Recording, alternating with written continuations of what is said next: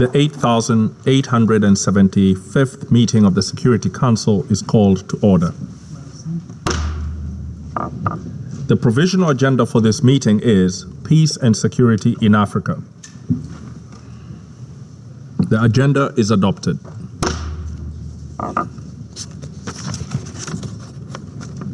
In accordance with Rule 37 of the Council's Provisional Rules of Procedure, I invite the representative of Ethiopia to participate in this meeting. It is so decided.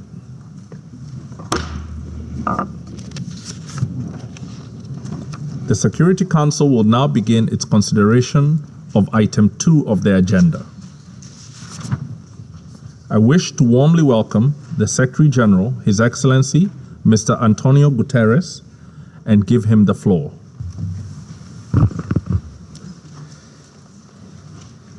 Mr. President, Excellencies, I welcome this opportunity to brief you concerning the situation in Ethiopia. In August, I warned the Council that a humanitarian catastrophe was unfolding before our eyes in Ethiopia, and since then, the crisis has worsened.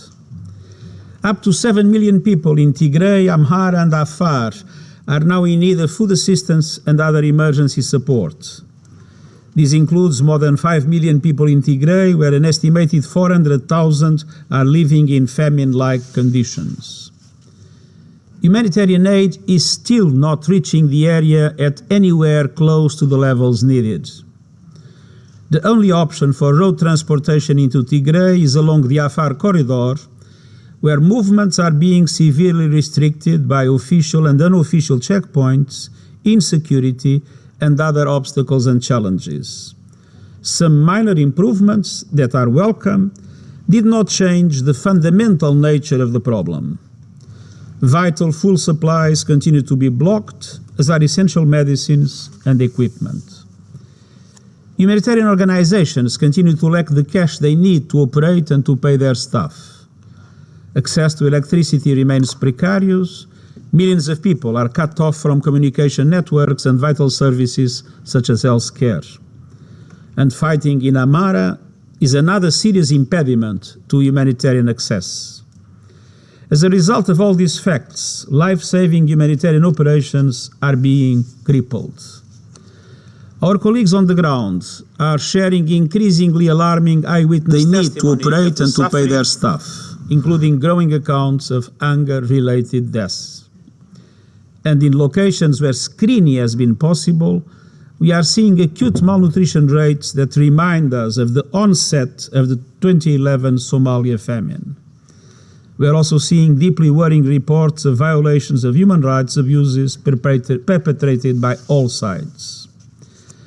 I am particularly concerned about chilling accounts of violence against women and children, including sexual and gender-based violence. Mr. President, the UN is also actively engaged in humanitarian support to other regions of Ethiopia with pressing needs. The country is facing an immense humanitarian crisis that demands immediate attention. All efforts should be squarely focused on saving lives and avoiding a massive human tragedy. This makes last Thursday's announcement by the government of Ethiopia to expel 7 senior UN officials, most of them humanitarian staff, particularly disturbing. This unprecedented expulsion should be a matter of deep concern for us all, as it relates to the core of relations between the UN and member states. As expressed in the note verbal to the mission of Ethiopia from the Office of Legal Affairs and shared with the Council a few days ago, and I quote, "A declaration by a state that an official of the United Nations is persona non grata, accompanied by a request or demand that the Secretary General consequently relocate that official out of its territory, is not consistent with the Charter obligation and is inconsistent with the fundamental principles of the International Civil Service enshrined in the to Charter. The mission of Ethiopia. The procedure on such matters is clear. As the note verbal states, if the government has any specific issues concerning any individuals, The relevant information should be brought to the attention of the United Nations to enable the Secretary General to make a decision as to whether any appropriate actions should be taken. In other words, there is a proper, formal procedure, and that procedure was not followed. The United Nations will continue to play its mandated role and work with the government of Ethiopia and with local and international partners to support millions of people in need of humanitarian assistance in Tigray, Amhara and Afar, and across the country, in full accordance with UN Charter and General Assembly Resolution 46/182. I now call on Ethiopian authorities to allow us to do without hindrance and to facilitate and enable our work with the urgency that this situation demands. This means ensuring that visas for incoming personnel from UN entities and from our partners are issued quickly so that we can augment our capacity. The delays we have witnessed in the recent past are another obstacle to effective humanitarian aid. It also means that personnel inside the country are treated with dignity and respect as they carry out their vital work. Our focus remains on ensuring humanitarian assistance to every Ethiopian who needs it. We must save lives and restore livelihoods. I urge the government to allow the unrestricted movement of desperately needed fuel, cash, communications equipment, and humanitarian supplies into all the regions in need. And I appeal to all members of the Security Council to do all they can to support these calls and to unify behind the efforts of the United Nations and its partners in Ethiopia. Last August, in this Council, I called for action on several fronts. As I said then, and I quote, all parties must immediately end hostilities without preconditions and seize that opportunity to negotiate a lasting ceasefire. Foreign forces should leave the country. Unrestricted humanitarian access to all areas in need must be guaranteed, and humanitarian workers must be respected. Public services must be re-established. This appeal is even more pressing today. Any further escalation of the conflict would only make the situation more tragic.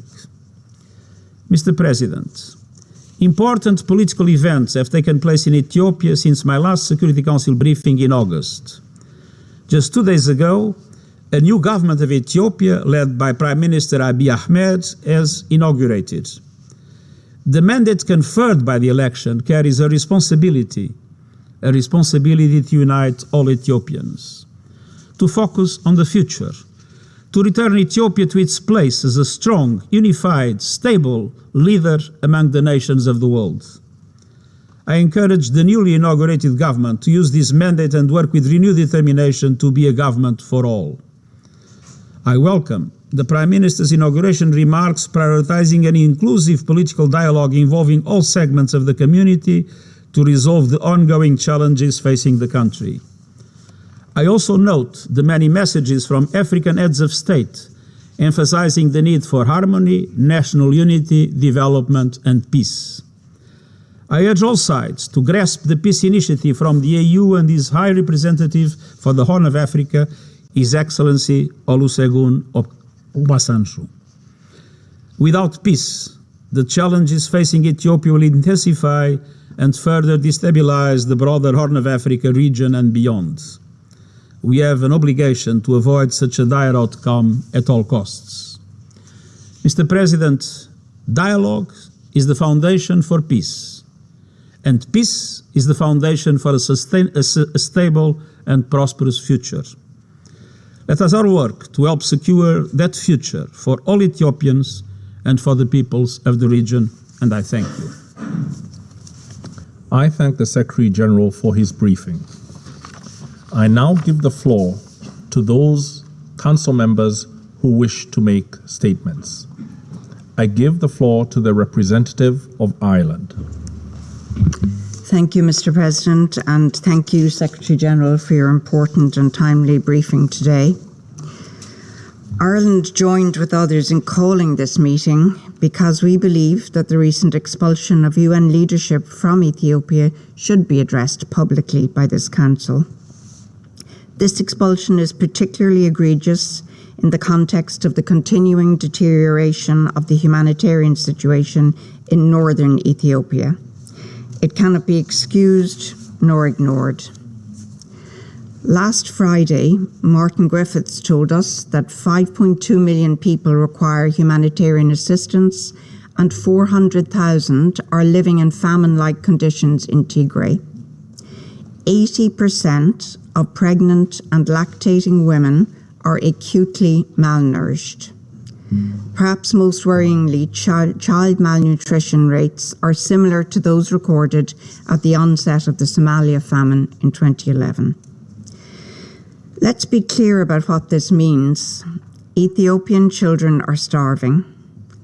People are dying because they cannot access food, water, and basic health care. This is not a situation caused by natural disaster. It's caused by those who continue to choose the path of war. The ongoing effective blockade of Tigray, including systematic efforts to prevent medicines and medical supplies from reaching the region, is costing lives. As the conflict spills over into neighbouring Amhara and Afar regions, the humanitarian crisis is spreading. In these circumstances, we need a fully operational, unimpeded and proportionate humanitarian response, reaching all those in need of assistance and protection in northern Ethiopia and across the country. The decision of the Ethiopian government to expel senior UN staff undermines its working relationship with the UN when it needs it most. As outlined by the EU High Representative on Monday, it risks the further weakening of efforts to bring relief to millions of Ethiopians in need at a moment when aid organisations already face serious impediments in carrying out their mandates. Unfounded allegations and consistent targeting of humanitarian workers put all humanitarian work in a country at risk and are unacceptable. Safeguarding the humanitarian principles of humanity, neutrality, impartiality and independence ensures that aid can arrive where and when it is needed most. As others around this table have previously done, I call on all parties to the conflict to depoliticise humanitarian aid. Secretary General, you made clear to us when we last met and in your recent letter that the conflict in Ethiopia is spiralling out of control. We were warned of this months ago. Ireland, a long-standing friend of Ethiopia, has been drawing attention to this and its inevitable consequences for the people of Ethiopia since we joined the Council. We ended our last meeting with you, Secretary General, in agreement that quiet diplomacy should be given a chance. Despite such efforts, we continue to receive reports of inflammatory, dehumanising language. As you said today, Secretary General, any further escalation would only make the situation more tragic. We continue to receive reports of conflict-related sexual violence and atrocities, denial of access to humanitarian aid, and attacks on humanitarian workers which may amount to war crimes. Those who commit such violations must be held accountable. Before we see the tragedy worsen even further, before we see more young people needlessly lose their lives to this war, all sides must accept there can be no military solution to the crisis. Mr. President, let me reiterate the three key asks of many of us here at this table. First, we are asking all parties to the conflict to immediately ensure full, unimpeded and safe humanitarian access required in accordance with international humanitarian law. The blockade on Tigray must needlessly lose their lives to this war. Services must be restored. Food, medicines and fuel cannot be restricted to just a fraction of what is required. Without immediate and scaled-up action, the horror of mass mortality caused by political decisions, once again, will tragically overwhelm parts of Ethiopia. Second, we all want to see an immediate cessation of hostilities between all parties to the conflict and for them to come to the table to negotiate a lasting ceasefire. Eritrean forces also need to withdraw from Ethiopia. And third, We need a political solution to the crisis in Tigray, as well as an Ethiopian-led inclusive national dialogue that promotes the unity of Ethiopia. Mr. President, the African Union has a crucial role to play in engaging with all sides, supporting mediation efforts and ultimately assisting Ethiopia in finding a solution to this crisis. Ireland looks forward to hearing an update from the AU High Representative Obasanjo at the next available opportunity. To conclude, Mr. President, Ethiopia's government has a historic opportunity and indeed a new mandate to turn the tide towards peace and to steer the country back onto the hopeful path of just a few years ago. We are approaching the one-year anniversary of this conflict. It must end. It's time for Ethiopia's leaders to deliver the peace, unity and prosperity which all Ethiopian people deserve. The alternative is catastrophic, prolonged and expanding conflict that threatens to destroy Ethiopia's ambition for a prosperous and peaceful future. We simply cannot afford to miss this opportunity. Thank you, Mr. President. I thank the representative of Ireland for her statement. I give the floor to the representative of Estonia. Thank you, Mr. President, and thank you, Secretary General Guterres, for your briefing. We wholeheartedly support the statement you made today, last Thursday, and also your letter sent to the Security Council on this matter. Estonia strongly condemns the decision of the government of Ethiopia to expel 7 UN officials, including humanitarian and human rights officials. These personnel were responsible for the invaluable and difficult work of delivering life-saving aid to Ethiopia and helping the Ethiopian people with the unfolding man-made humanitarian catastrophe. It is essential that UN humanitarian operations are immediately allowed to resume in full capacity in Ethiopia. UN humanitarian operations are guided by the principles of humanity, impartiality, neutrality, and independence, and they have our full confidence. Any accusations against UN workers and humanitarian personnel of breaches of these principles should be accompanied by clear evidence. There is a process for handling any such concerns, and this has not been followed. The expulsion of the UN officials from Ethiopia undermines the efforts to alleviate the dire humanitarian situation and further endangers the work of humanitarian aid workers in northern Ethiopia, where they are already facing violence and harassment. Mr. President, all parties to the conflict have an obligation to facilitate safe and unhindered humanitarian access to all areas affected by conflict and ensure the protection of humanitarian workers in line with international humanitarian law. We urge the government of Ethiopia to take further steps to ensure sustained access for aid convoys to Tigray, to restore public services in the region, and to allow food, fuel, and medical supplies to enter. Only 11% of needed aid entering the region is not acceptable.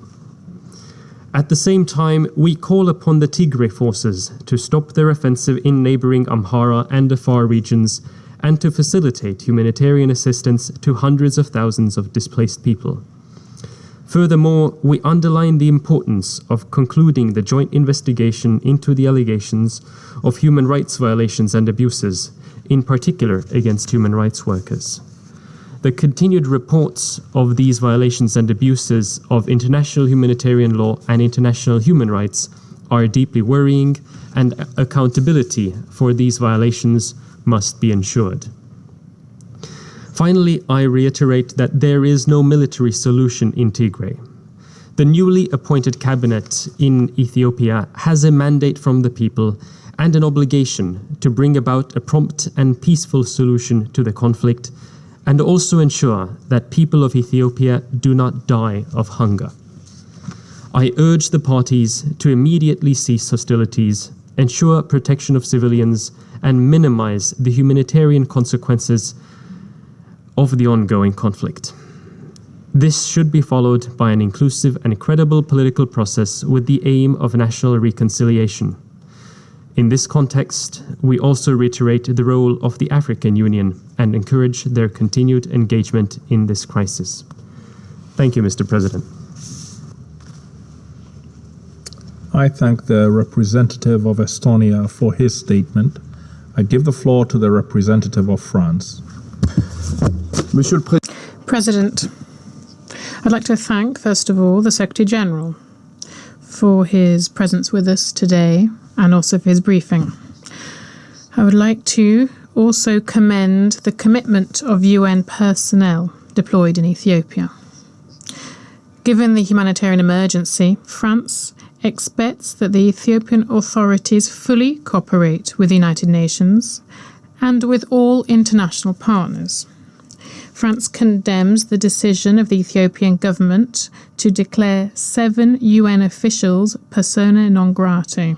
France and the European Union will continue to support civilians who have been so gravely affected by the conflict, as we've seen through our financial contributions to the humanitarian response in the north of the country, as well as a humanitarian air bridge established by the EU, France and Italy.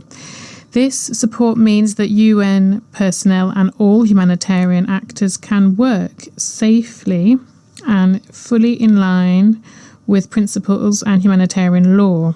And France calls on the Ethiopian authorities to guarantee full access for all humanitarian personnel and to respect their own commitments. We will not tolerate intimidation or violence against humanitarian personnel. The lifting of the blockade that's in place is a precondition for any sort of resolution of this ongoing conflict. Here, like elsewhere, only a political solution will bring an end to this crisis. France fully supports the 3 points made today by you, Mr. Secretary General. A ceasefire is vital to respond to this emergency and to create the necessary conditions for a resolution. We once again call for a verifiable and controlled withdrawal of Eritrean forces from Ethiopian territory, particularly from Western Tigray. In return, we call on Tigrayan forces to demonstrate sincerity and to reinstate regional borders of Tigray. It is finally important that a compromise be found with the Amhara forces on the border dispute between the two regions within the framework of the Constitution.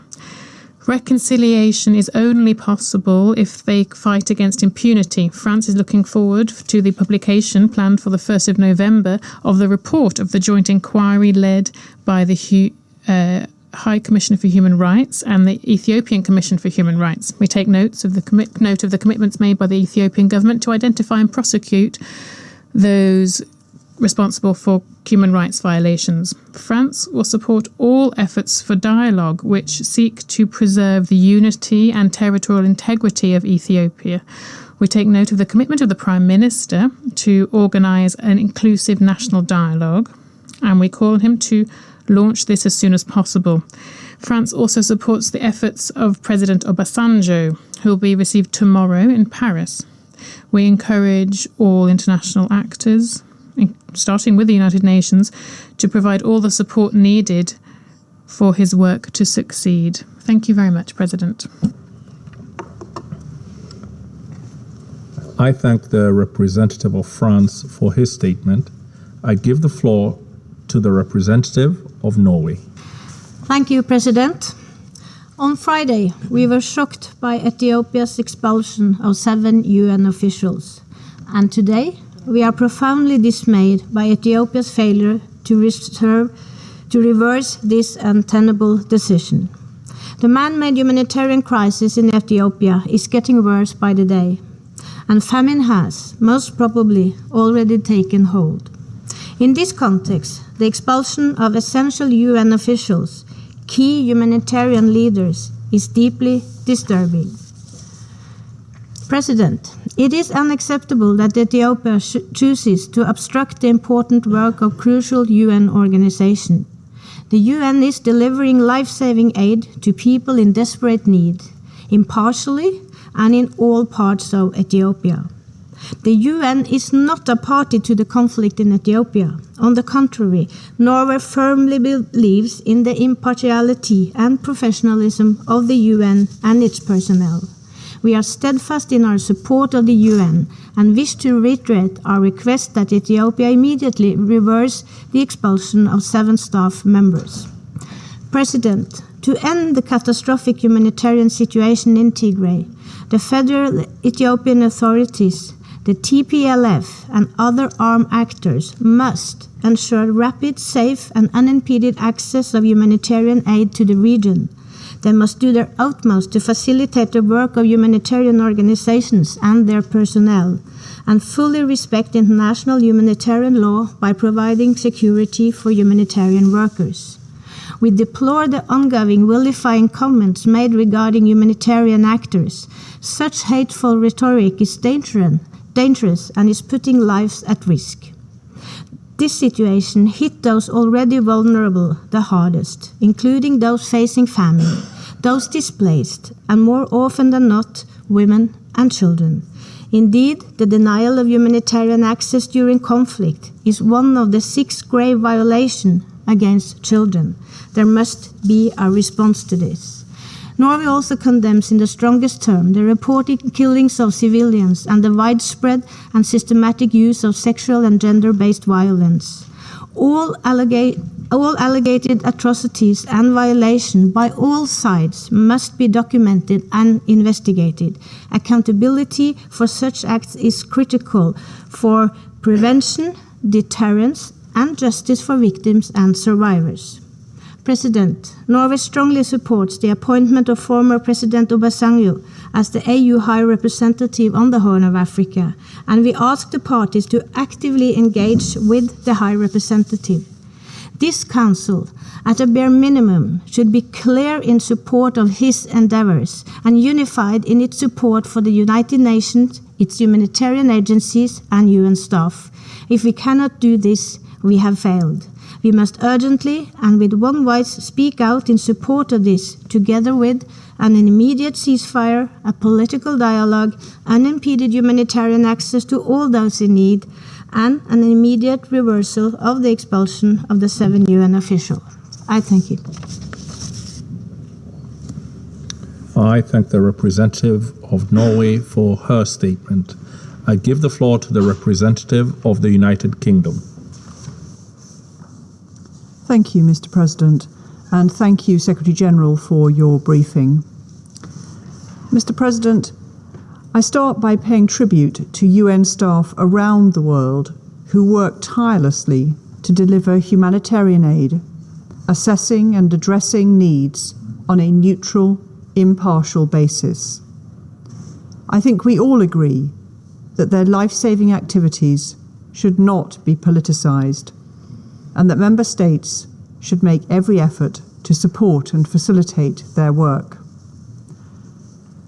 That is why the United Kingdom, like many of Ethiopia's partners, was deeply disappointed by the government of Ethiopia's decision to expel 7 UN officials. The strength of international concern about this is apparent in the fact that over 40 countries quickly joined a joint statement delivered by the United Kingdom at the Human Rights Council in Geneva on the 4th of October. Mr. President, as we have heard and seen, the humanitarian situation in Ethiopia is critical. The UN personnel who were expelled were dealing with the increasingly acute needs of those in the north of Ethiopia. The UK Special Envoy for Famine Prevention and Humanitarian Affairs visited Tigray and Amhara last week and saw firsthand the UN's efforts to respond to this emergency. The removal of key UN personnel will have a direct impact on the ability of the international community to deliver vital humanitarian assistance. Unfortunately, Mr. President, this is not the only obstacle to delivering aid in northern Ethiopia. I want to reiterate our urgent call for the TPLF to cease their military campaign and act in the best interests of ordinary people in Tigray. And likewise, I reiterate our call on the federal government to work with the UN and other international partners to eliminate all barriers to humanitarian access. As we've heard before, that needs to include urgent action to restore telecommunications and banking services in Tigray, enable deliveries of food and fuel, and expedite issuing visas for humanitarian response staff. Time is of the essence. Thousands of truckloads of food and medicine and millions of litres of fuel need to move into Tigray in order to avert deaths on a catastrophic scale before the end of this year. Finally, Mr. President, we know there will be no military solution to this conflict. It is past time to stop fighting and, as the Secretary-General urged, to start talking. We welcomed the African Union's decision to appoint His Excellency, former President Obasanjo, as an envoy in August. I reiterate our full support for him, the African Union, and the United Nations as they work to end this tragic conflict and help those in need. Thank you. I thank the representative of the United Kingdom for her statement. I give the floor to the representative of the United States. Thank you, Mr. President, and thank you, Secretary General Guterres, for your briefing to us this afternoon. First and foremost, I want to offer solidarity and support to the United Nations during this trying time as they work to save lives. The United States called for this urgent meeting today given the events that have transpired over the last week. The Ethiopian government's reckless expulsion of 7 key UN officials, including the head of UNICEF, the head of UN OCHA, and a senior official from the Office of the UN High Commissioner of Human Rights, are an affront to this Council, to the United Nations, and to all member states, and our shared humanitarian principles. There's no justification for the government of Ethiopia's action, none at all. Nor did the government of Ethiopia follow the proper process for calling attention to its concerns, as we've heard from the Secretary General today. What could be the justification for expelling the UN focal point responsible for ensuring food and humanitarian assistance reach those who need it? What could be the justification for expelling the UN focal point for the well-being of children in Ethiopia? There's none. And as the Secretary General made clear, U.S. personnel cannot be declared persona non grata. The UN is impartial. The UN is neutral. And in Ethiopia, it is delivering life-saving aid, including food, medicine, water, sanitation supplies, to all people in desperate need. And it is conducting important human rights investigations in conjunction with the Ethiopian Human Rights Commission.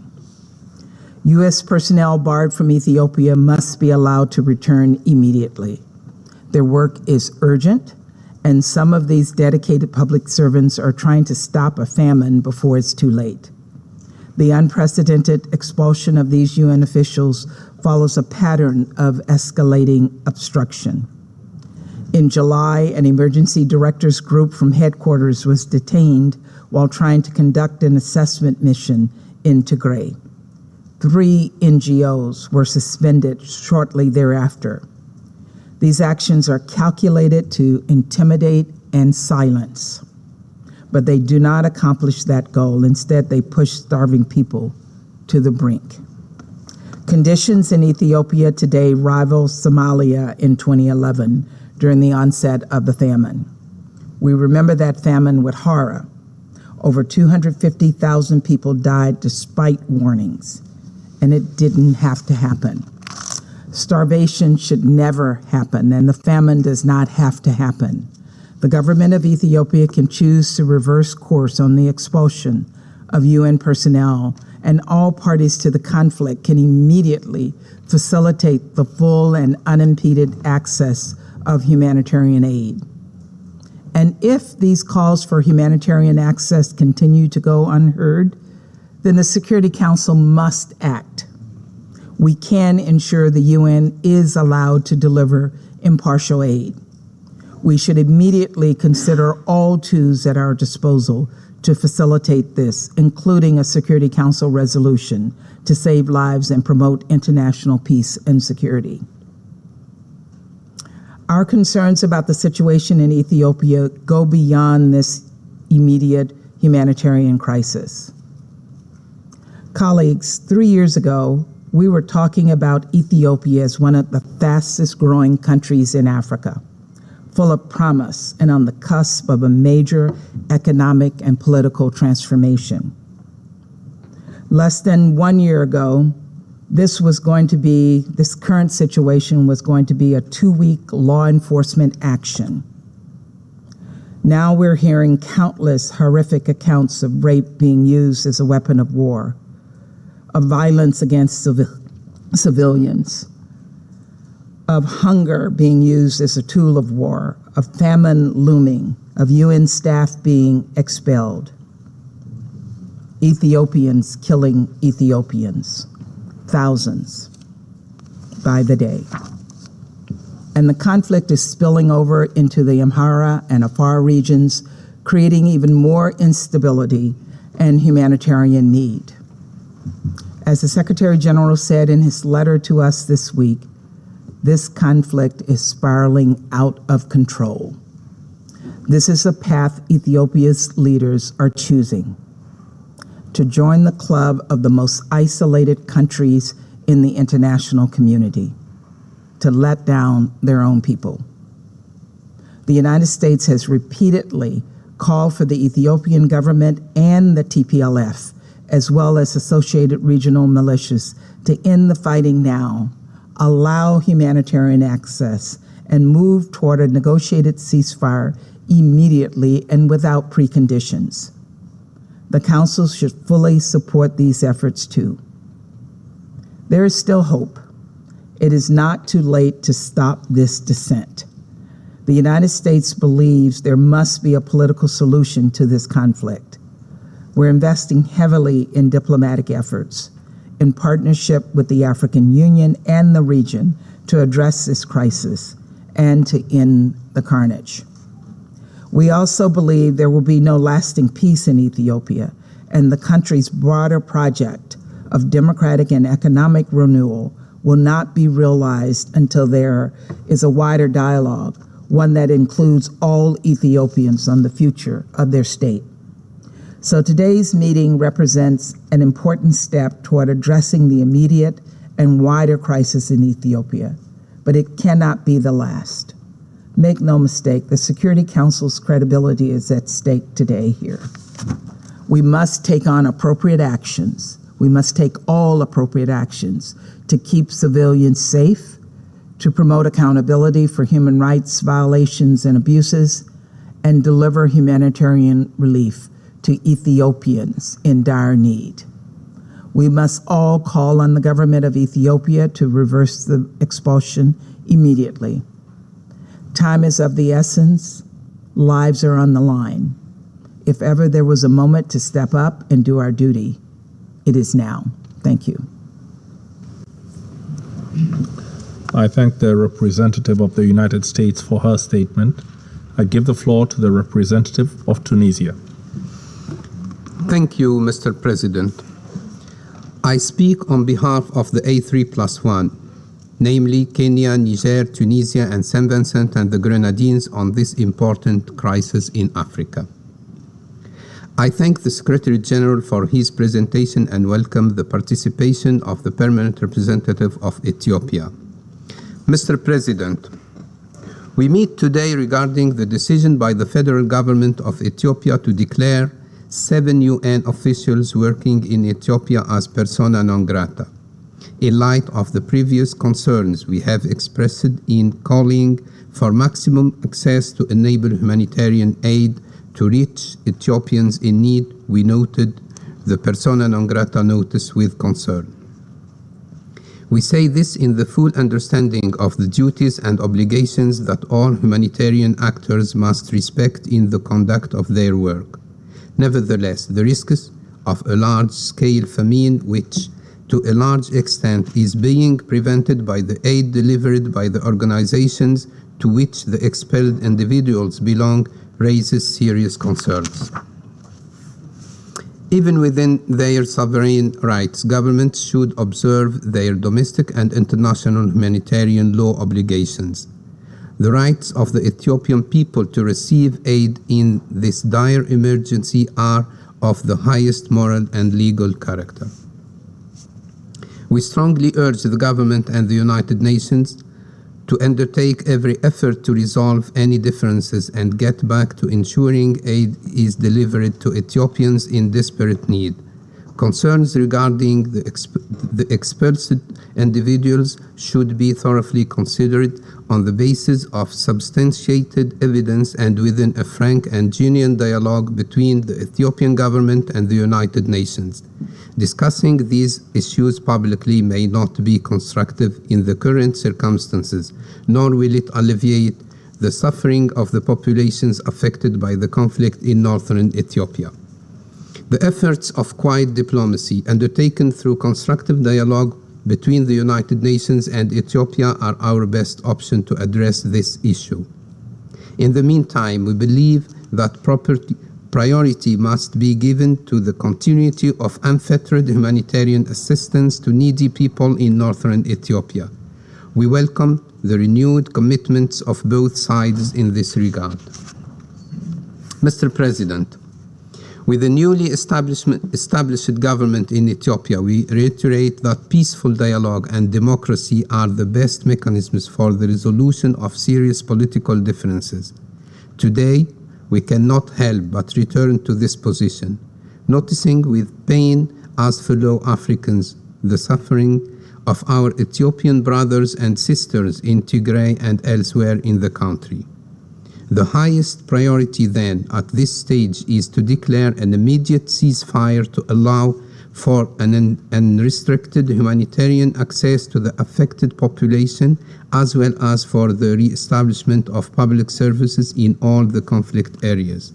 We recognize and welcome the government's extensive efforts deployed since the beginning of the conflict to deliver humanitarian aid and to enhance humanitarian access. We emphasize on the need to continue efforts towards the unhindered delivery of humanitarian assistance and strongly encourage the Ethiopian authorities to fulfill all their commitments in ensuring humanitarian outreach to the people in need.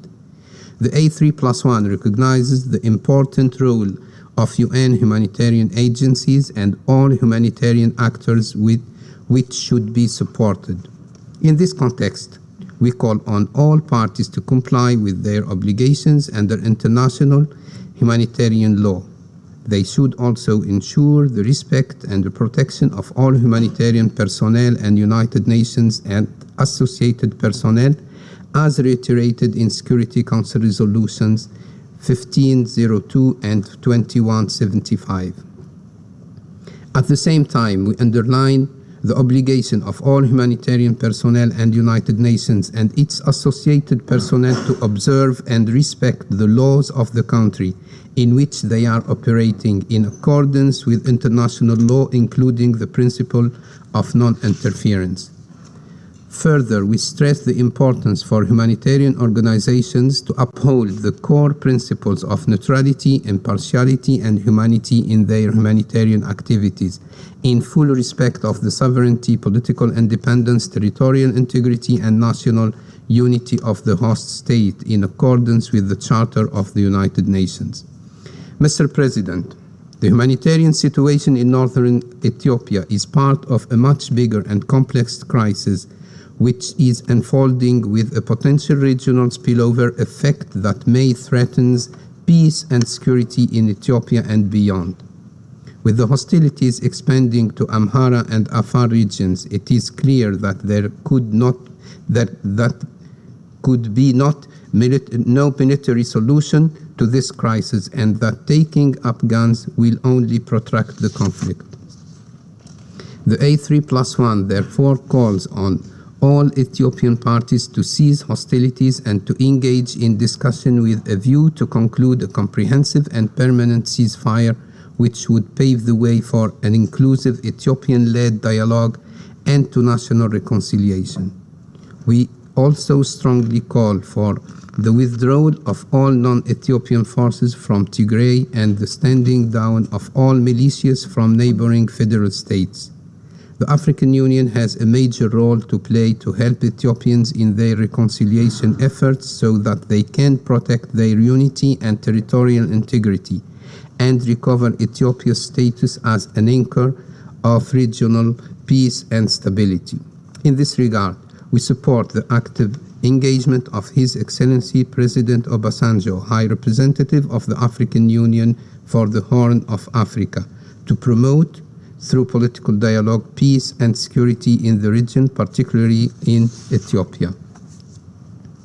We call on all stakeholders and international partners to extend every possible support to the High Representative and to allow the continent the necessary space to resolve its challenges with the support of the international community. In conclusion, Mr. President, we, the A3+1, reaffirm our respect for and commitment to the sovereignty, political independence, and territorial integrity of Ethiopia. We stand in solidarity with our sister nation and in this trying moment in their pursuit for peace and stability. We hope that the new government effectively lays the foundation of a new beginning, especially by carrying the robust national dialogue on peace, cohesion, development, and unity in diversity. I thank you. I thank the representative of Tunisia for his statement. I give the floor to the representative of China. Thank you, Mr. President. Mr. President, I thank Secretary General Mr. Guterres for his briefing. I welcome the presence of the permanent representative of Ethiopia, Ambassador Atske Selassie, at today's meeting. At present, the humanitarian needs in the Tigray region continue to grow.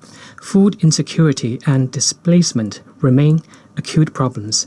UN humanitarian workers have overcome various challenges and delivered much-needed humanitarian supplies to many Ethiopians. China appreciates these efforts. The United Nations and other international humanitarian agencies should follow the humanitarian principles, help Ethiopia increase its humanitarian response capabilities, expand the scale of relief efforts, and prevent the deterioration of the situation.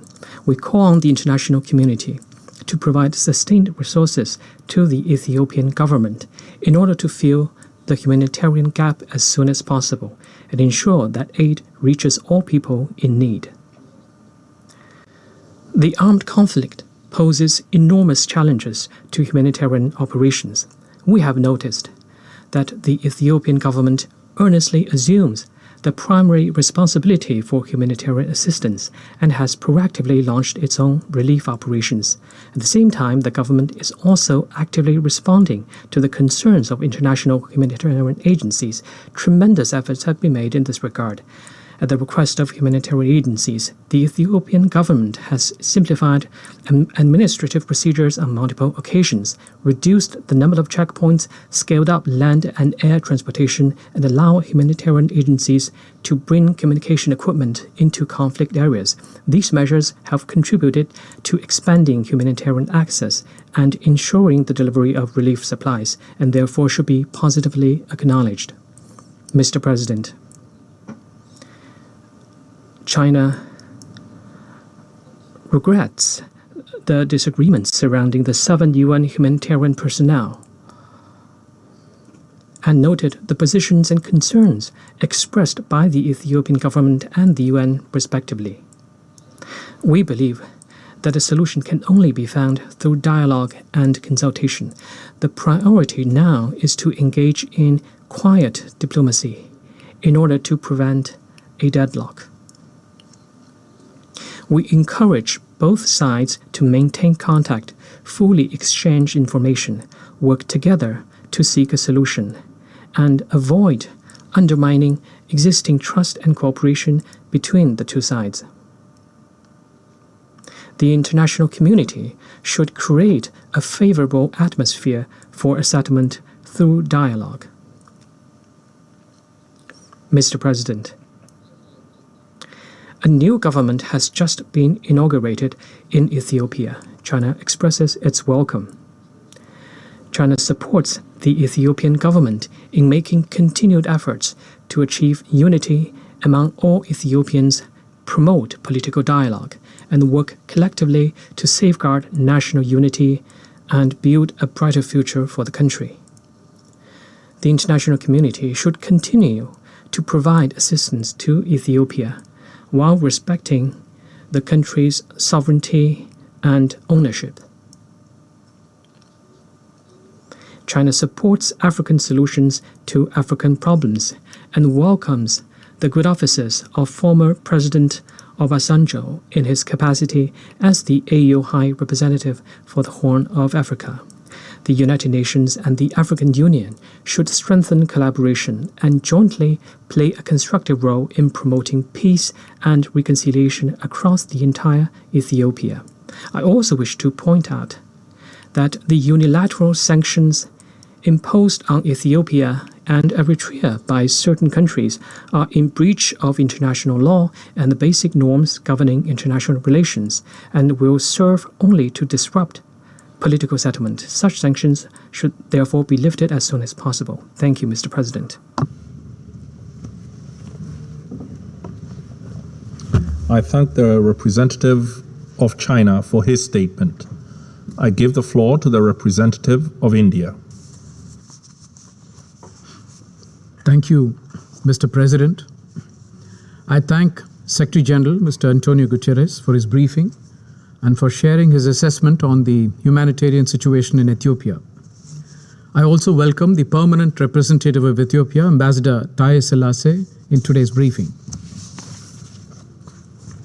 The humanitarian situation in northern Ethiopia has been adversely impacted due to the continuing conflict which began in November 2020. Despite the unilateral ceasefire declared by the Ethiopian government to facilitate humanitarian aid to the affected population, during the recent months, the fighting has continued and expanded to the neighboring regions of Tigray. The Ethiopian population, particularly women, children, and the elderly, continue to suffer from the ongoing conflict. In this difficult situation, the efforts of humanitarian agencies led by the UN has provided relief to the population. The northern part of Ethiopia will continue to need steady supplies of humanitarian relief in the coming months.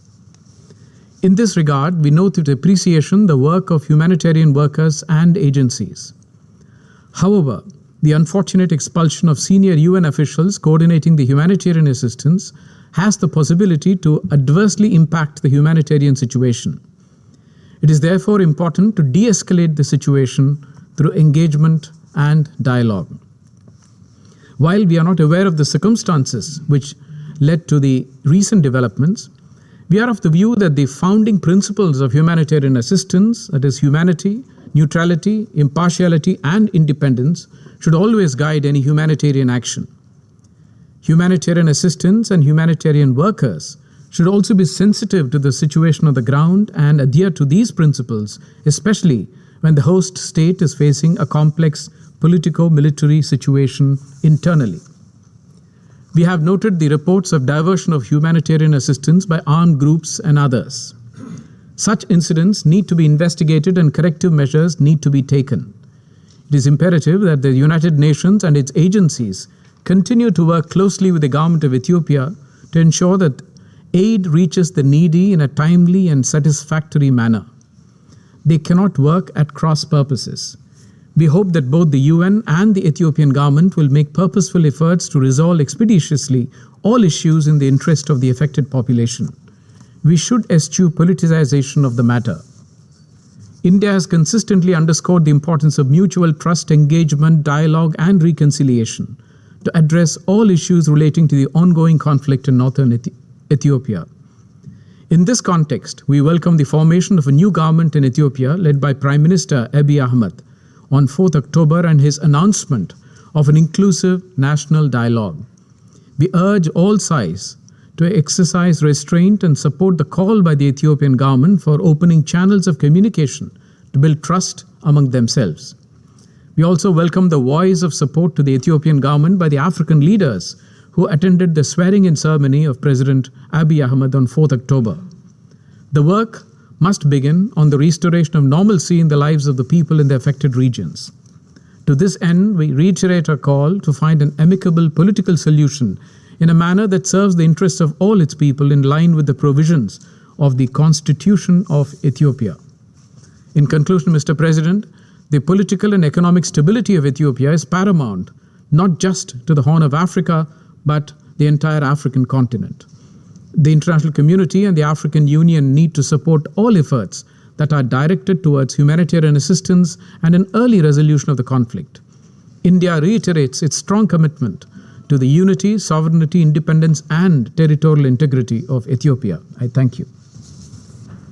I thank the representative of India for his statement. I give the floor to the representative of Vietnam. Thank you, Mr. President. I would like to thank the Secretary General, Mr. Antonio Guterres, for your insightful briefing. I welcome the permanent representative of Ethiopia to our meeting today. Mr. President, we all concerned about the deteriorated humanitarian situation in Tigray, especially its consequences and adverse impacts on the daily lives of millions of people.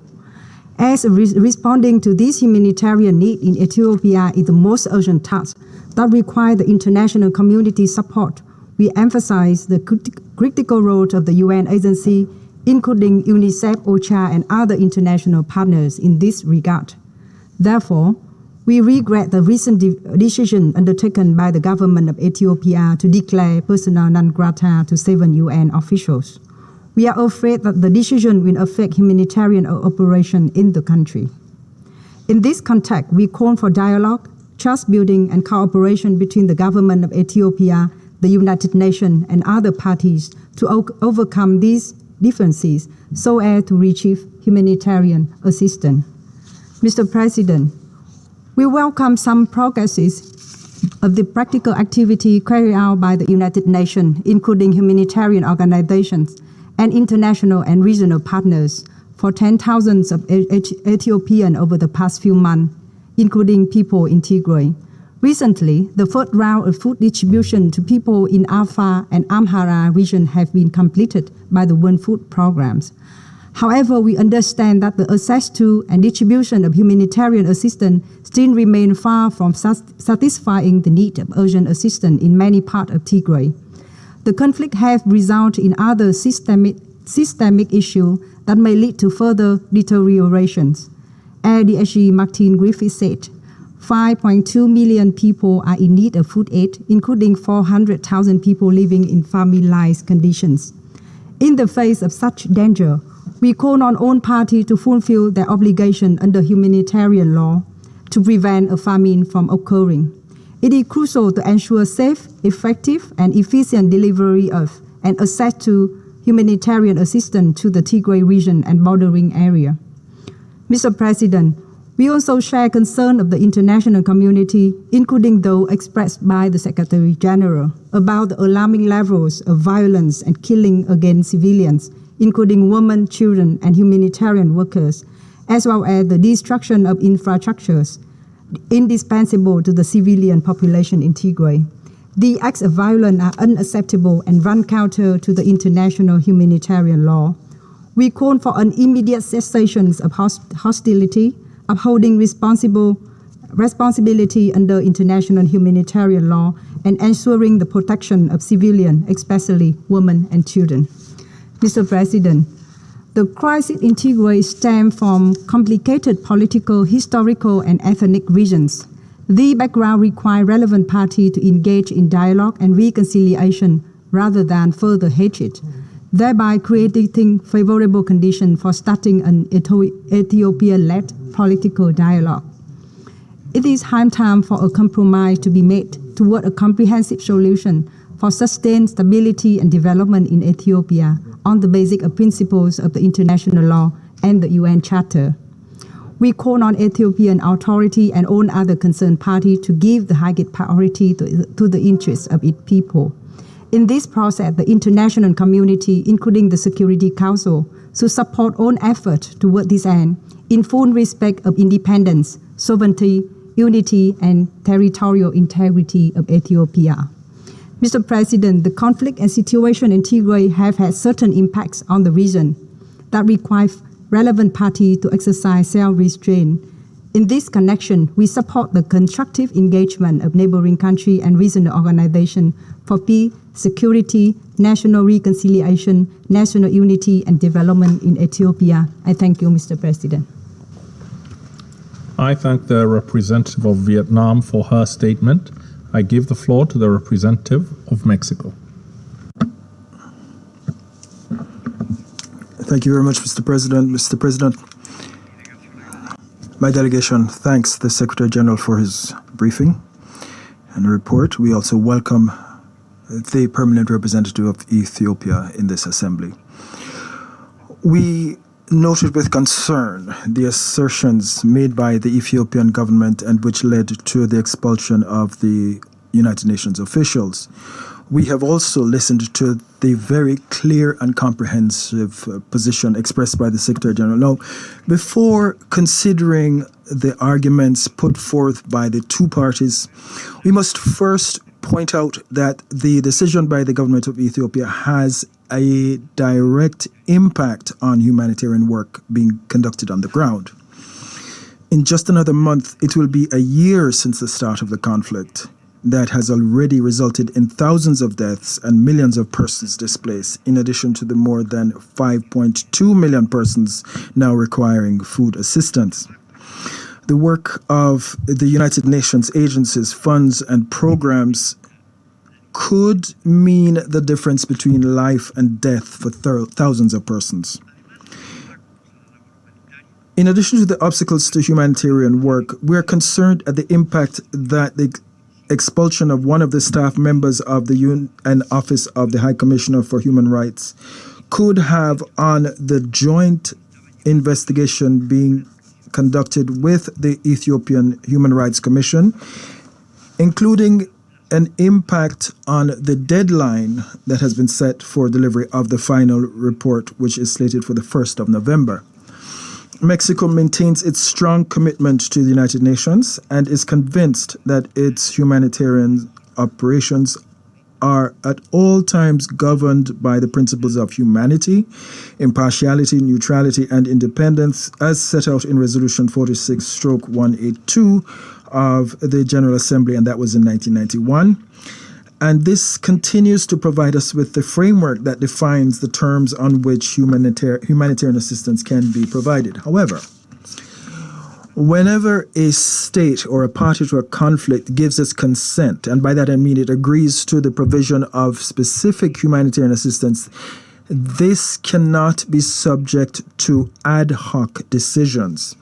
Based on this consent, the parties involved must allow and facilitate access, that is to say, unrestricted access to humanitarian assistance. We must not forget that what is at stake here is the protection of the civilian population. The International Court of Justice, in its famous judgment on the Nicaragua case of the 27th of June 1986, ruled that the provision of strictly humanitarian aid cannot be regarded as unlawful intervention or as in any other way contrary to international law, providing it complies with the principles of the Red Cross and others providing such aid without discrimination. It bears repeating that in the exercise of these humanitarian functions, UN agencies and their officials enjoy immunities in accordance with the Convention on the Privileges and Immunities of the United Nations of 1946, to which Ethiopia is a state party, precisely to ensure that these officials carry out their work without interruption and for the benefit of those who most need it. And it is for this reason that we underscore that any accusation leveled against the United Nations or its staff under the convention I just cited must be substantiated by firm evidence and followed up by consultations with the organization, as well as an investigation conducted with due process, which also includes the presumption of innocence, which is a general principle of law. Mr. President, humanitarian access in Tigray is a need for millions of persons, and the provision of humanitarian assistance should not be politicized. And it's for this reason that we therefore call on all parties in Ethiopia to guarantee unrestricted flow of food, medicines, fuel, and other goods needed to protect the civilian population and to meet their basic needs. We support rather the call for a humanitarian ceasefire and the withdrawal of foreign actors from Tigray and its neighboring regions to ensure that humanitarian assistance reaches everyone that is facing desperate conditions. It is now time for us to put a stop to the suffering of millions of persons. We also back regional efforts to find a solution to the conflict, and to this end, any progress on the mediation track, whether by the recently appointed High Representative of the African Union for the Horn of Africa or indeed any other actor, will be particularly welcome. Thank you. I thank the representative of Mexico for his statement. I give the floor to the representative of the Russian Federation. President, we are grateful to UN Secretary General Antonio Guterres for the information he has provided on developments in Ethiopia. We also welcome the participation in today's meeting of the Permanent Representative of Ethiopia to the United Nations, Haile Selassie. First and foremost, we'd like to congratulate all Ethiopians on the forming of the new government on the 4th of October. The conclusion of the electoral process is confirmation that the Ethiopian political forces are ready for dialogue in order to find solutions to problems that the whole population of the country is facing, in order to develop the state, to promote peace and well-being. The Russian Federation continues to support the territorial integrity, sovereignty, and independence of our friends in Ethiopia. We continue to follow very closely the development of the military and political situation in the north of the country. We still believe that the Tigray dossier is an internal affair of Ethiopia, and the national capacity for reconciliation hasn't been exhausted. We also believe that it is within the power of Addis Ababa to solve its own problems with the support of the international community, first and foremost representatives of the region. In this connection, we support efforts to find a resolution taken by the recently appointed High Representative for the African Union on the Horn of Africa, Olusegun Obasanjo. We know that he is already working hard and has established initial contacts with the Ethiopian capital. We're looking forward to specific results from this work. At the same time, we do believe that deliberately toning up international rhetoric as regards the situation in the north of the country and spiralling politicization of the humanitarian file only hinders the Pan-African organization's work for mediation efforts. Bearing in mind the seriousness of the dispute and the complex historical context, this will not be a speedy process. Therefore, only coordinated efforts and diligent diplomatic work, including through bilateral channels, can bear fruit. We are certain that pressure involving this UN Security Council, threats of resolutions, and the imposition of unlawful unilateral sanctions, and the creation of a toxic atmosphere in the media is counterproductive. President, As regards the humanitarian situation in the north of Ethiopia, we fully share the concerns as regards the growing humanitarian needs there. The region, which even before the crisis was unstable from the point of view of food security, is currently in particularly dire straits. The ongoing violence in Tigray and in neighbouring regions of Amhara and Afar are seriously compounding the broader situation and provoking new flows of IDPs and refugees. There are also specific problems that require urgent response, and which, as we believe, can and must be resolved immediately. First and foremost, we mean the situation surrounding the World Food Programme trucks stranded in Tigray. And we believe it is unacceptable to block transport from UN humanitarian organisations, let alone use them for other purposes.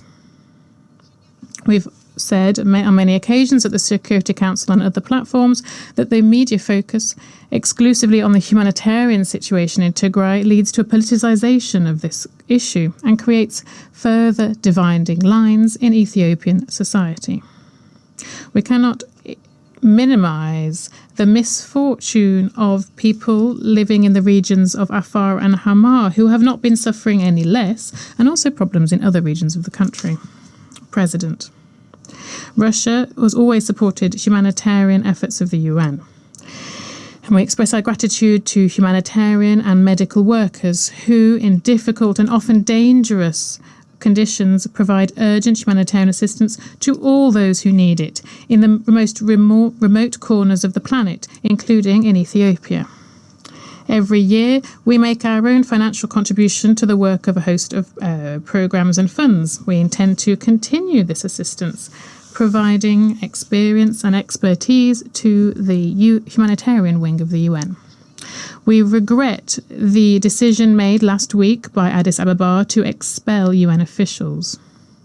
This, of course, will not help resolve the severe humanitarian crisis in the country. At the same time, we would call for not to dramatise what happened. We believe that through mutually respectful dialogue, Addis Ababa and the Secretariat will be able to re-establish trust and amicably solve the disagreement that has arisen in the interests of the people who need assistance. Here, there are still many questions, particularly as regards steps that were or weren't taken to prevent a negative turn of events. In this connection, it's particularly important to tread carefully and learn from this so that these kind of incidents don't happen again in the future. Much like for other situations around the world, we insist that humanitarian assistance should be provided fully in line with UN General Assembly Resolution 46182 and the UN guiding principles, as well as international law and national legislation. We must once again state of the vital need for credible and constructive dialogue, and also close cooperation with the sovereign Ethiopian authorities, who continue to cover the lion's share of all humanitarian needs in Tigray and in neighbouring regions. In conclusion, we would like to reaffirm Russia's readiness to continue to support the normalisation of the situation in Ethiopia and in the Horn of Africa as a whole. Thank you for your attention. I thank the representative of the Russian Federation for her statement. I now give the floor to the representative of Ethiopia.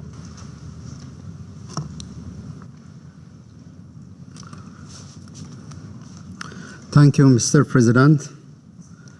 Congratulations on assuming your presidency for the month of October. I would like to convey Ethiopia's best wishes in the discharge of your responsibilities.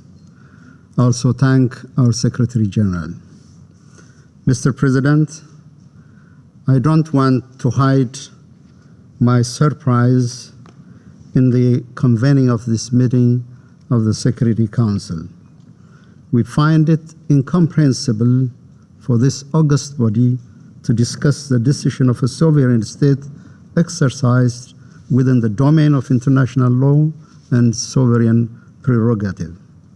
There have been several instances where governments had expelled UN staff and other diplomatic envoys for so many disclosed and undisclosed reasons. Did the Council ever meet to vindicate such a decision? Not to the best of our recollection.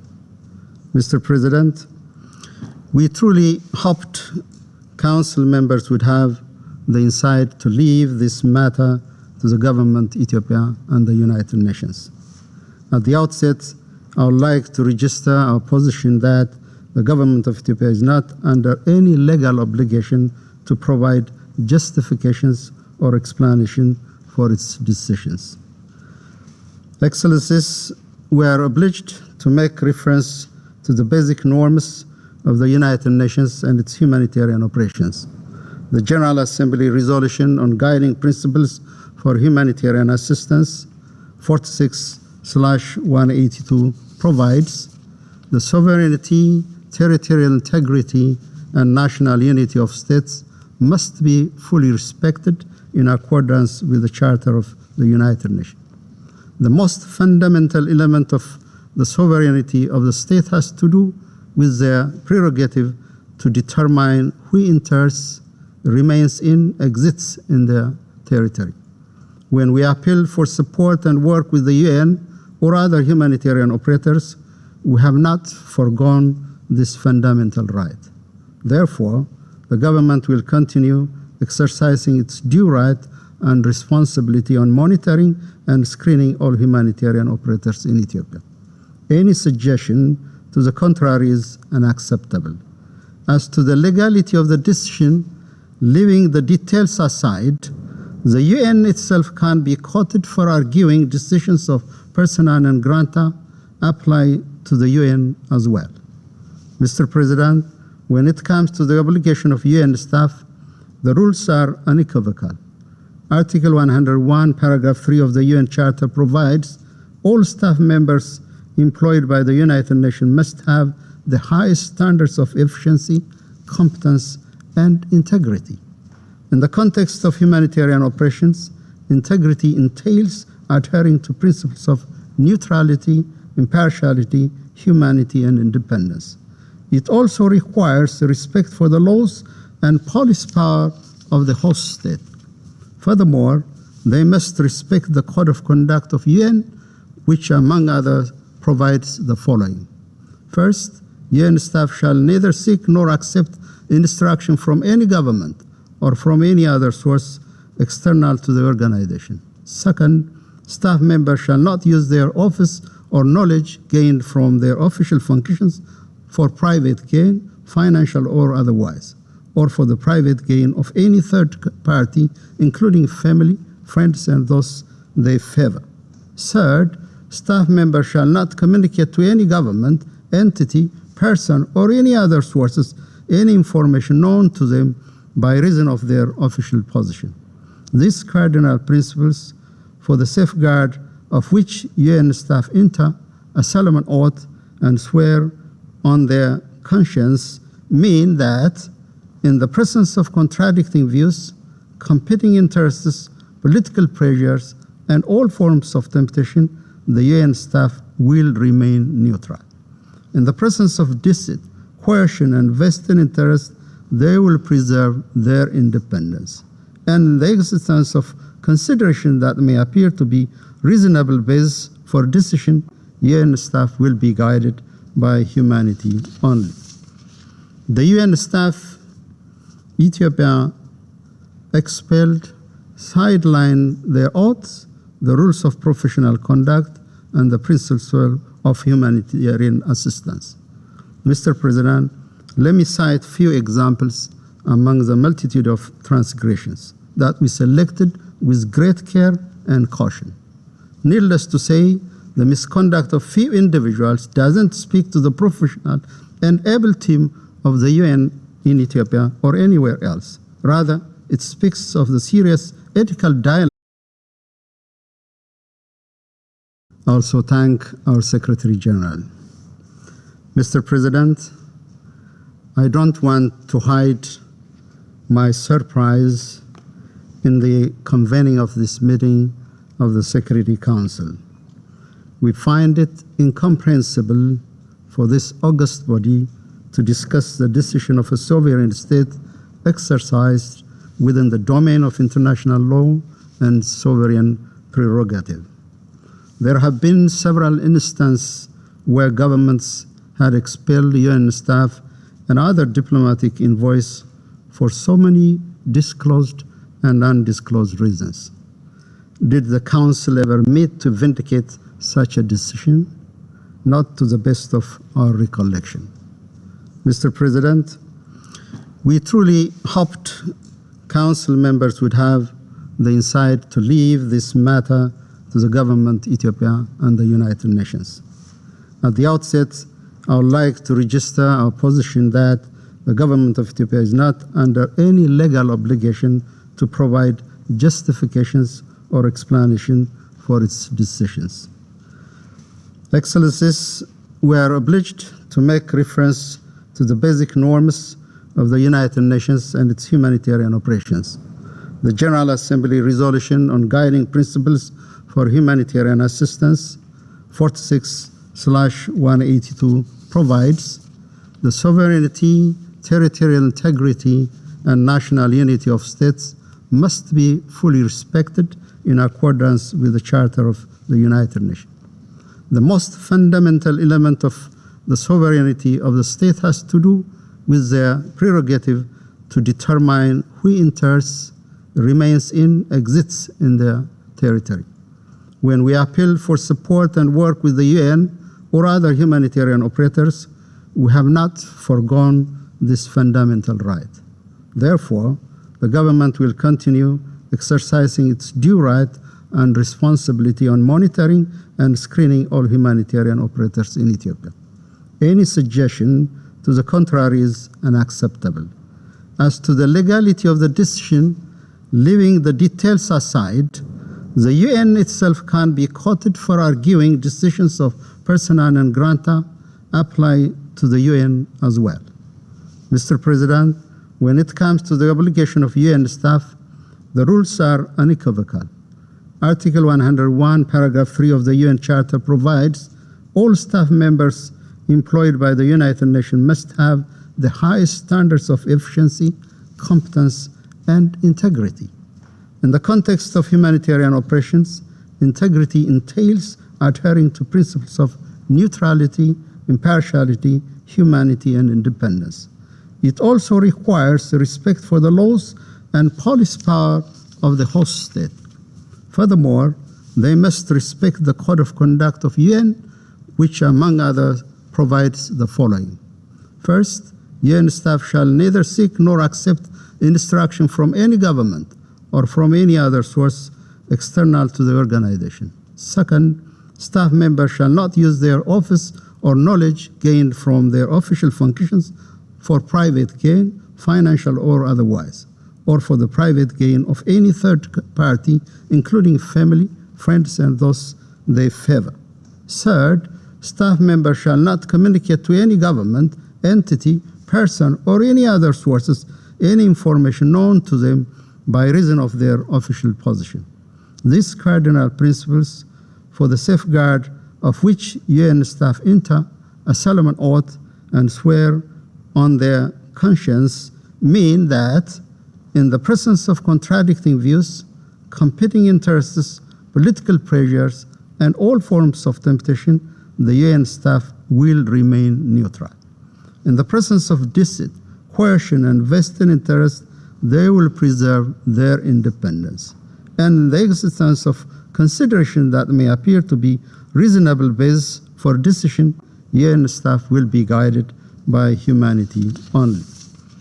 The UN staff, Ethiopia expelled, sidelined their oaths, the rules of professional conduct, and the principles of humanitarian assistance.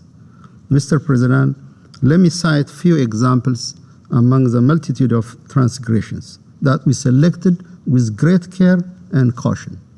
Needless to say, The misconduct of few individuals doesn't speak to the professional and able team of the UN in Ethiopia or anywhere else. Rather, it speaks of the serious ethical dilemma that existed in the humanitarian operation in Ethiopia for the past 11 months. These individuals executed the conspiracy created by TPLF and its member to generate an image of extreme casualty that warrants quote-unquote humanitarian intervention and rescues the criminal group. To use their own words, they were looking to create a Darfur-like situation. They suddenly and overnight created 1 million victims of health disaster, while OCHA country office reports 2.8 million people that need emergency health assistance.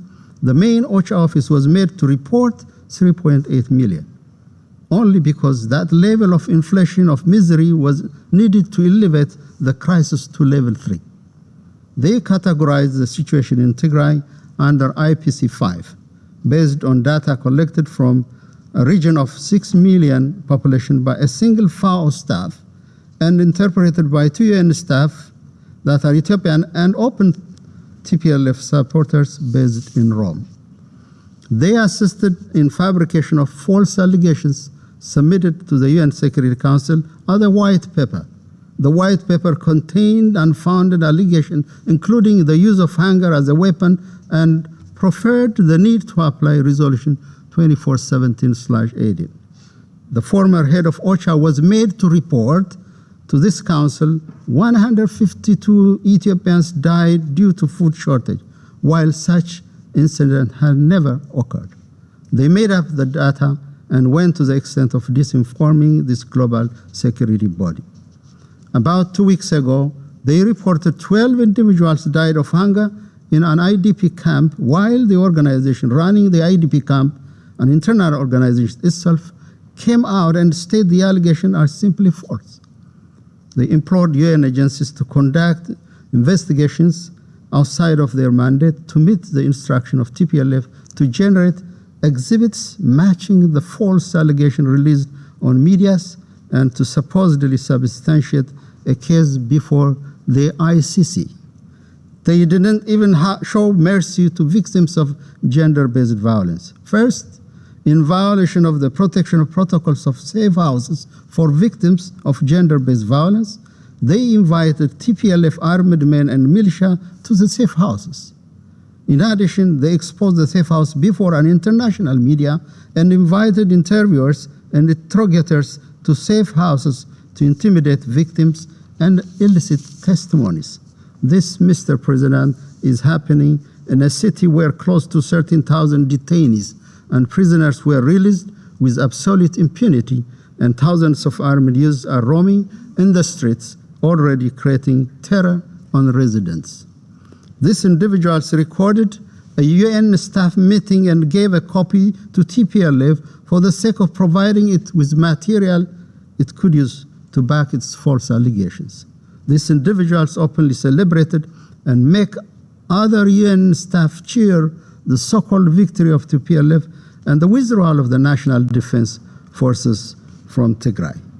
They openly conducted activism in support of TPLF, a group proscribed as terrorists, and make political statements that instigate violence and inflame the conscience of the Ethiopian public. They assisted siphoning food, medicine, communication equipment, all other essential supplies and equipment and transfer to TPLF. Right before their expulsion, they were facilitating the deportation of ethnically segregated group of Ethiopian migrants from Saudi Arabia and their resettlement in third country in Africa for training and preparation before they join combat with TPLF. In effect, a parallel UN operation that completely sidelined the UN country office was created. Apart from the selfish interest of individuals, we have evidences that the entire endeavor is created by a higher and more sophisticated motivation that seeks to undermine the Ethiopian state and rescue the TPLF. Ethiopia deeply resents this experience. Mr. President, Expulsion was not our primary course of action. In multiple occasions, we explained our concern to UN officials. On July 8, 2021, the Deputy Prime Minister and Foreign Minister of Ethiopia wrote a letter to the UN Secretariat explaining in great details the misconducts of the UN staff that require corrective measures. We also summoned some individuals and warned them to halt their misconduct. Nevertheless, the transgression continued unabated. Mr. President, we believe the UN agencies and their honorable role are undermined by these few individuals. Our request from the United Nations is, first, to deploy new staff that are aware of and will adhere to their professional code of conduct. Overwhelming majority of UN staff fulfill this requirement and would distance themselves from political mercenarism. The government of Ethiopia stands ready to assist expeditious deployment of the replacement. More importantly, we request the UN to review all the reports, statements, and assessments that were produced on the situation in Ethiopia in the past year. These reports and data and information they contain must be verified. This audit is necessary for us to build and sustain trust and advance the exemplary cooperation between the Ethiopian government and the United Nations. Mr. President, the United Nations is an invaluable development and humanitarian partner for Ethiopia for many years.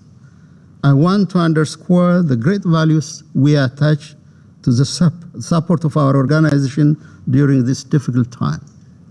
We also believe majority of the UN staff we have the privilege of working with have the requisite integrity and decency. Mr. President, I would like to reassure this Council the new Ethiopian government established with the popular will and mandate of the Ethiopian people to herald peace and prosperity stands ready to work with the international community to address long-standing and current challenges. We welcome and value initiative by leaders of our region, the African Union, and the support of the Secretary General Antonio Guterres toward sustaining peace and stability in Ethiopia. We assure you that we will facilitate the visa requests. No one should doubt the Ethiopian tradition of hospitality. What we ask is respect, dignity, and honesty, open and candid discussion. We will, as we did in the past, we will always stretch our hands to all those who treat us with dignity and equality. That is and is the story of an Ethiopian life since the time of the League of Nations. I thank you.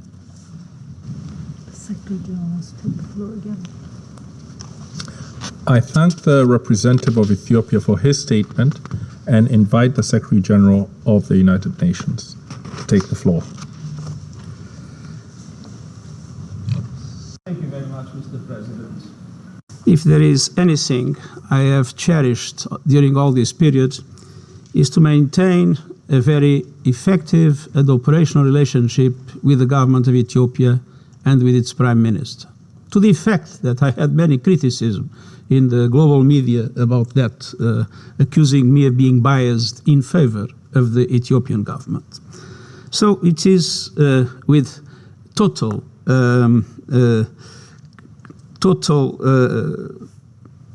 I would say, in a spirit of complete easiness, that I would like to ask you one thing, Mr. Ambassador. If there is any written document provided by the Ethiopian government to any UN institution about any of the 8 members of the UN that were expelled, I would like to receive a copy of that document, because I have not had any knowledge of any of them, and it would be very useful for me to detect if documents are given to the UN and not given to my knowledge. Then I have to investigate what has happened in my organization. So I ask you, please, Mr. Ambassador, to provide me as a copy of any of the written documents written by the government of Ethiopia about any of the 8 that were expelled by Ethiopia in this regard. And I would recall that twice I told the Prime Minister that if there were concerns about lack of, lack of impartiality of the UN staff, that I asked him, please send me those situations for me to be able to investigate. Twice I asked it to the Prime Minister. Until now, I had no response to these requests. And so, for us, the question is very simple. We believe that Ethiopia has not the right to expel these 8 members of the UN. We believe Ethiopia is violating international law in doing so. And we are ready to cooperate with the government of Ethiopia in relation to any situation in which the government of Ethiopia feels that any member of the UN is not behaving in total impartiality, in total independence, as humanitarian law prescribes and humanitarian principles establish. I want to tell you, Mr. Ambassador, we want to cooperate with the government of Ethiopia because we have only one agenda in Ethiopia, and that agenda is the people of Ethiopia. Tigrayans, Amarans, Afaris, Somalis, the people of Ethiopia. The people of Ethiopia is suffering. We have no other interest but to help stop that suffering. Thank you very much. Who wants to take the floor? I thank the Secretary General for his further clarification.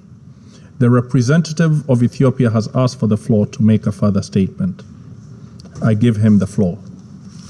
Thank you, Mr. President. Mr. Secretary General, I hear you loud and clear. I fully understand and realize the support you have given to our people and my government as well. We know where your heart is. You have approached our issue with candidness, with candor, and we highly respect that. As to the asks, I will definitely communicate to the appropriate authorities, and we will, of course, expeditiously, and as I have made it clear in my statement, this is an issue that has to be dealt between the Ethiopia and the United Nations. Whatever document that will be available will be submitted to your office, Your Excellency. I thank you. I thank the representative of Ethiopia for his statement. There are no more names inscribed on the list of speakers. The meeting is adjourned.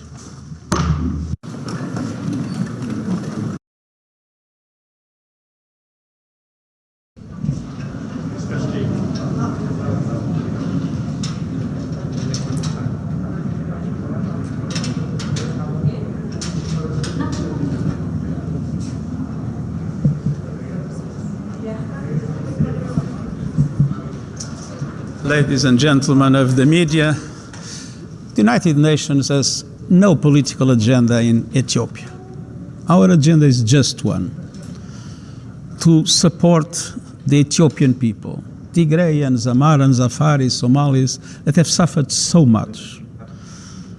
We cannot see people go on dying because of bullets or dying because of hunger. We need to do everything to stop this conflict. We need to do everything for humanitarian aid to be distributed everywhere, to everybody. We need to do everything for a dialogue to be established among Ethiopians to solve the problems in Ethiopia.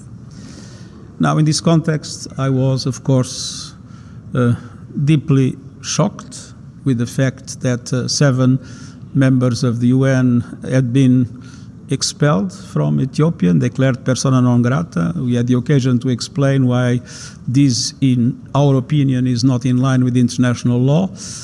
But on top of that, because so many accusations are appearing, today I asked the ambassador of Ethiopia to provide me with any copy of any written document given by the government of Ethiopia to any UN entity in relation to wrongdoings of any of these 7 members of the UN. And if such a document will be provided, we will, of course, immediately do an investigation why it did not come to my attention. Thank you very much. Secretary General, we've never seen you do a right of reply ever in the Security Council that I can recall. Is this an expression of the level of your displeasure at the moment with the Ethiopian ambassador? Duty to defend the honor of the United Nations.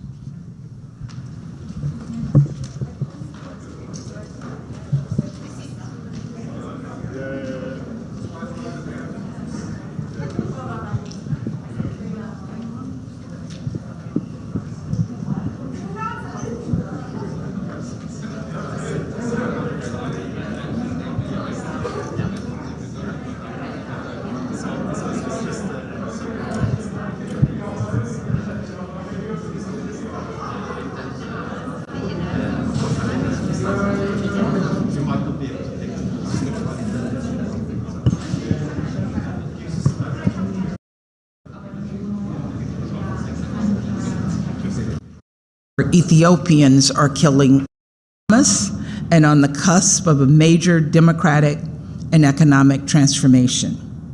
We were excited because Ethiopia looked like it might become the bedrock of Africa's optimistic future. 1 year ago, or a little less, we were told that the current situation would be a 2-week law enforcement action. Now we're talking about terrible violence. We're talking about mass famine, rape being used as a weapon of war. And I want to make something clear. It is not too late to stop this descent. It is not too late to prevent the famine, to get Ethiopia back on track, to save lives. There is still hope. We need a ceasefire that brings all parties to the table to find a peaceful way forward so that Ethiopians can return to the future we know it can have and its children deserve. The government needs to allow for the resumption of services to northern Ethiopia. There will be no lasting peace in Ethiopia, and the country's broader project of democratic and economic renewal will not be realized until there is a wider dialogue, one that includes all Ethiopians, on the future of that state. It is time for Ethiopian leaders to do the right things for the people of Ethiopia. Thank you. I will take a couple of questions. Thank you. Thanks, Ambassador. Michelle Nichols from Reuters. Hi, Michelle. Given what we just heard in the Council from some of your colleagues, it doesn't look like any Council action is imminent. So what's the US planning to do? Are you going to impose sanctions soon on Ethiopia? And if I could, just on Afghanistan, we heard earlier from the Afghanistan director of WFP warning about the collapse of the Afghan economy if there's no sort of injection of cash. What is the US doing to try and kickstart the Afghan economy? Thanks. Well, first on the question of Ethiopia, I think the fact of the council meeting today and speaking directly to the Ethiopians was an action. And believe me, it was not an action that was easy to take, but we were able to bring the council together in unity to speak about the situation in Ethiopia and have the Secretary General speak about the situation in Ethiopia. And we called upon the government to reverse its decision, and we called on the government to move forward on a ceasefire and look for a way forward. In terms of the United States, we do have tools at our disposal. You may have noted in my statement, I suggested it could be that we do a resolution, but also we, as you know, the President signed an executive order a couple of weeks ago that gives us the possibility of putting sanctions against individuals for gross violations of human rights and blocking of humanitarian assistance, and that is available for our use when we need it. On the situation in Ethiopia, it is not the U.S. government's responsibility, but we have to work together as the international community to find a way to support Afghanistan moving forward. But I also will add that it is also the responsibility of the Taliban to provide an enabling environment that allows for the world to provide them with that assistance. We continue to provide humanitarian assistance to Afghanistan, and we have worked to find ways around the sanctions regime to ensure that humanitarian assistance continues to flow into the country. And we will look forward to working with others in the international community.